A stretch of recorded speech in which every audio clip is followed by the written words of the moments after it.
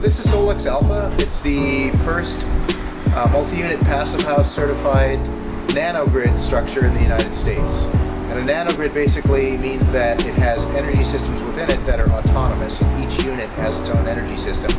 So when the grid goes down, the units stay fully powered and can also charge electric vehicles when the grid goes down, or anytime. Since it's been commissioned in April, the units that are occupied have not needed to draw any power from the grid, so they're completely only exporting energy out to the grid.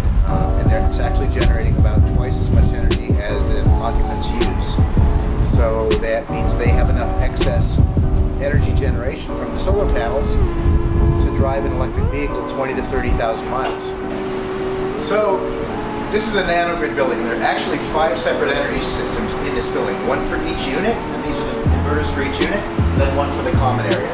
So the point of that is that there's no single point of failure. If one of the units fails for some reason, the others will still stay powered, so they can go to their neighbor and borrow a cup of power, for instance. I want to also talk about the panels. There's 21 panels per unit, and they are bifacial panels, which means they have photoreceptor cells on the top and the bottom. By having those cells on the bottom, it actually generates up to 25% more energy than a standard solar panel. It also lets a nice filtered sunlight through, which is really nice on the outdoor space up here on the roof. So we went ahead and put iPads in the wall, so as soon as you come in your entry, you can check your mail, check your apps. You can also see who's down at the door and speak to them and let them in. But you can control these apps from here within the home or from anything on your phone, and that includes the Tesla Energy app, the Ring doorbell app, Sonos, your mail of course, and your blind control, all from here. So these homes are all electric, and that means there's no fossil fuels at all in the building. There's no gas, so no combustibles. We used induction ranges, which all the top chefs are going to in our all-electric kitchen. Double oven, Bosch hood, a nice suite of Bosch appliances, all electric, no fossil fuels. So this is the Energy Recovery Ventilator, or ERV, and it's basically the lungs of your home. These homes are so airtight, they're very thermally insulated, but since they're so airtight, you constantly have to bring fresh air in and exhaust the stale indoor air out. And as you do that, there's a heat recovery unit inside this, a heat exchange unit, so you're not exhausting your heat or your cool air to the outside. It also has a triple air filtration system to create a very healthy, clean indoor air environment. And these filters can be upgraded to HEPA level filters. Alright, so this is a sand and CO2 heat pump water heater. CO2 is the refrigerant instead of CFCs, and it is a greenhouse gas, yes, but it's 10,000 times less volatile than CFCs are.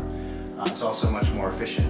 Another nice thing about this unit is that the condenser is outside on the deck, so any cold air and noise that's created is outside rather than inside.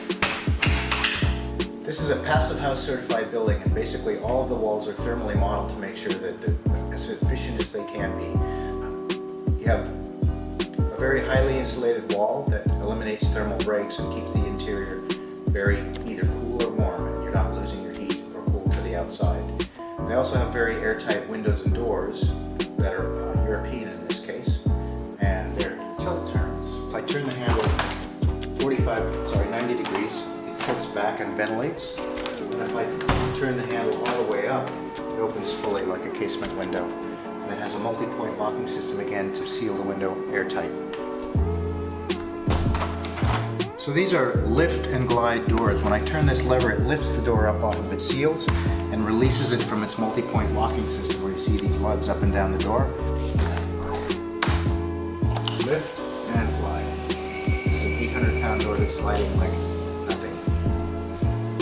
So these are the Tesla Powerwalls. We have 3 Tesla Powerwalls per unit. That creates a triple redundancy, so if one of them happens to go out or fail, the other 2 still stay operational and you still have power. That's 40.5 kilowatt hours of energy storage per unit. That's enough to run each unit for 2 to 3 days under normal conditions, and they're constantly being recharged by the solar on the roof. So since we've commissioned, the units have not had to draw any power from the grid at all. It's all been from the solar.